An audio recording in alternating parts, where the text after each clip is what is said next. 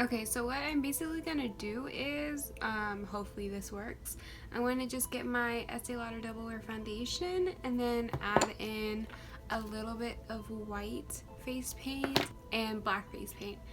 And hopefully that'll give me kind of like the color that I want. I know that she has kind of like grayish skin, so yeah, we're gonna roll with that.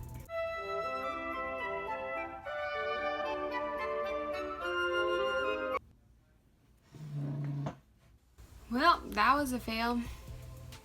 Okay, so definitely you guys can do this look and you can add your own face paint. I just don't want to use this because it really burned my skin. So yeah, find face paint that works with your skin. Moral of the story. Alright, let's get into it.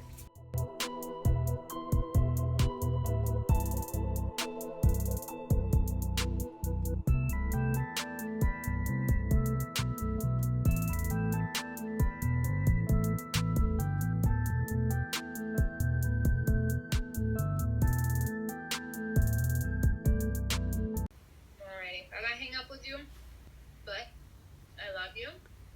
Love you too. I know that the makeup look will come out good. You'll think of something. Thanks.